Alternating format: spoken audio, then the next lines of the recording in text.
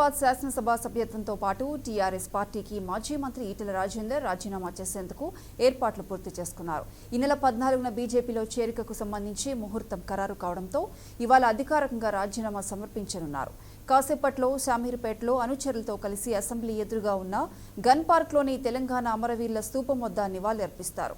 అనంతరం అసెంబ్లీకి చేరుకుని ఎమ్మెల్యే పదవికి రాజీనామా చేస్తారు.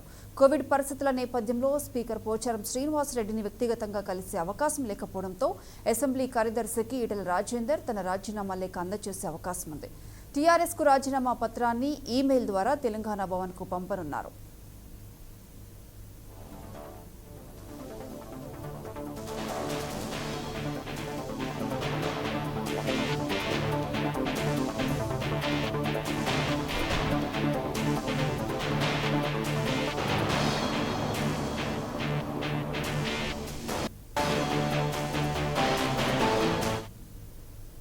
ఇక ఈ నెల 14న రాష్ట్రానికి చెందిన బీజేపీ ముఖ్య నేతలతో కలిసి ఈటెల రాజేందర్ ఢిల్లీకి బయలుదేరి వెళ్తారు. అదే రోజు సాయంత్రం బీజేపీ అగ్రనేతలు అమిత్ షా, జేపీ నడ్డా, తరుణ్ చుగ్ తదితరుల సమక్షంలో ఈటెల రాజేందర్ ఆ పార్టీలో చేరతారు. ఇటీవల 2 రోజుల పాటు హుజురాబాద్ నియోజకవర్గంలో పర్యటించిన ఈటెల వర్షాల కారణంగా పర్యటనను అర్ధాంతరంగా ముగించుకొని హైదరాబాద్ చేరుకున్నారు. ఢిల్లీ నుంచి తిరిగి వచ్చాక హుజురాబాద్ నియోజకవర్గంలో విస్తృతంగా పర్యటించేందుకు ఈటెల షెడ్యూల్ సిద్ధం చేసుకుంటున్నారు.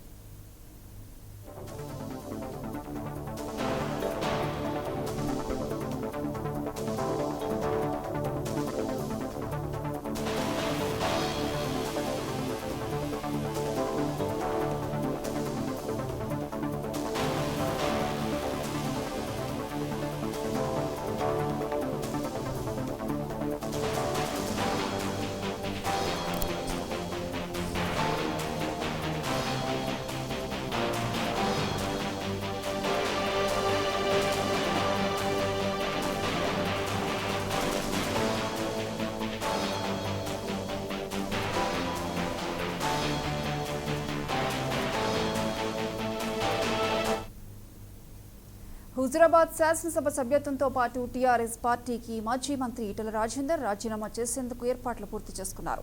ఈ నెల 14న బీజేపీలో చేరికకు సంబంధించి ముహూర్తం ఖరారు కావడంతో ఇవాళ అధికారికంగా రాజీనామా చేయనున్నారు. ఇక దీనికి సంబంధించి మరిన్ని అప్డేట్స్ మా బ్యూరో చీఫ్ కరుణాకర్ ఫోన్ లైన్లో అందిస్తారు. కరుణాకర్,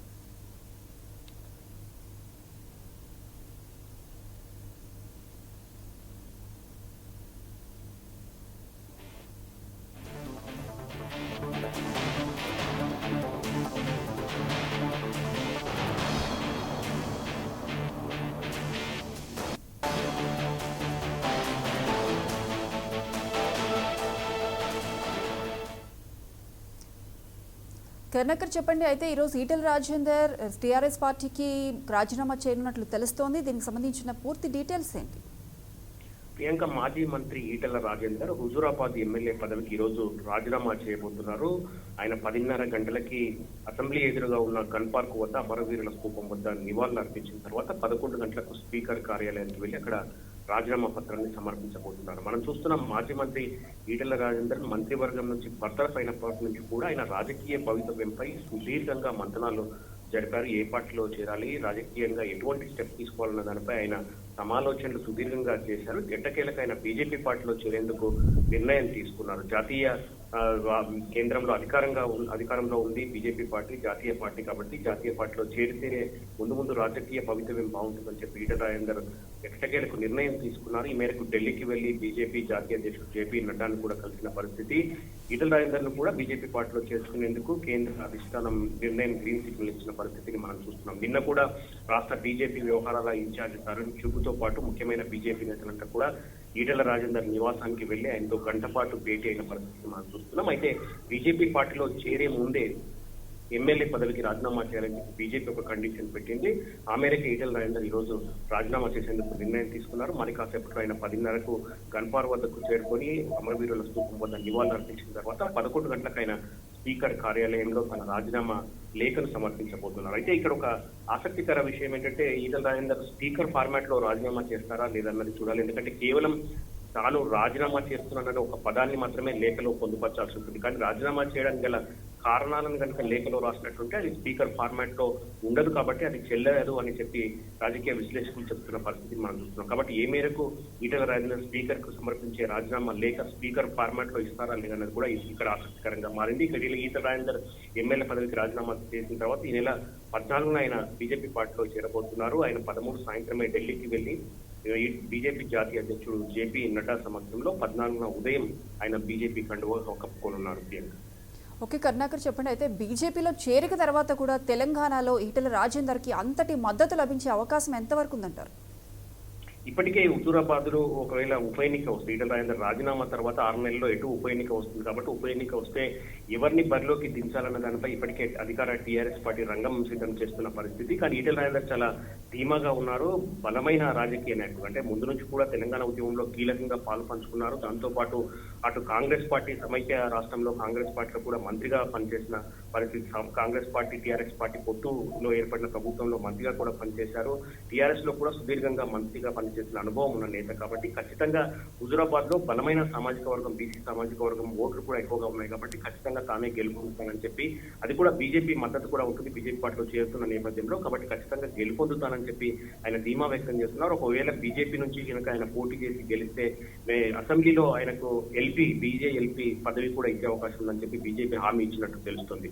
దాంతో పాటు మరోవైపు బీజేపీలో ఇటు టీఆర్ఎస్ పార్టీలో ఒక చర్చ జరుగుతోంది. ఈటెల రాజేందర్ కు బీజేపీ పార్టీలో త్వరలోనే ఖాళీ అవుతున్న రాజ్యసభ స్థానాల్లో ఒక రాజ్యసభ స్థానం కూడా ఈటెల రాజేందర్ కు కేటాయించే అవకాశం కనిపిస్తోందని కూడా ఒక చర్చ జరుగుతున్న పరిస్థితి. కాబట్టి రానున్న రోజుల్లో ఈటెల రాజేందర్ బీజేపీలో ఎటువంటి పదవి ఆయన దక్కబోతుంది, బీజేపీ ఎటువంటి సముచిత స్థానాన్ని ఆయన కల్పించబోతుందన్నది కూడా కొంత ఆసక్తికరమైన పరిస్థితిని మనం చూస్తున్నాం. ప్రియాంక కరుణాకర్, అయితే టీఆర్ఎస్ పార్టీలో ఈటెల రాజేందర్ తర్వాత మరే ఇతర నేతలు కూడా బీజేపీలో చేరే అవకాశాలు ఎంతవరకు ఉన్నాయంటారు?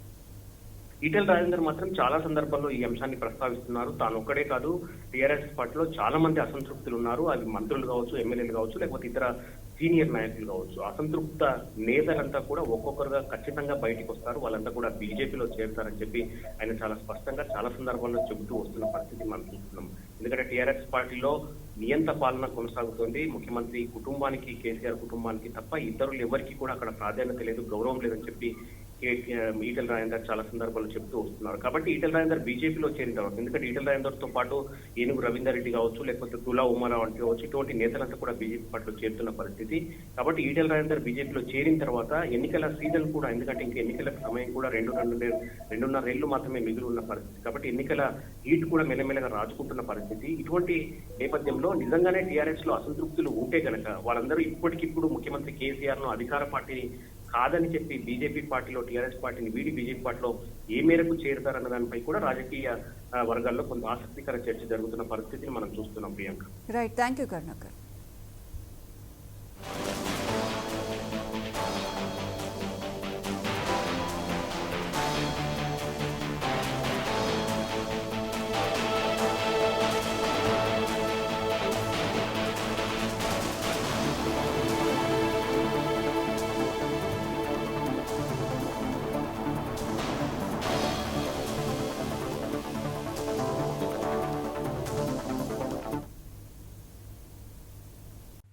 For more updates, please subscribe 99 TV Telugu.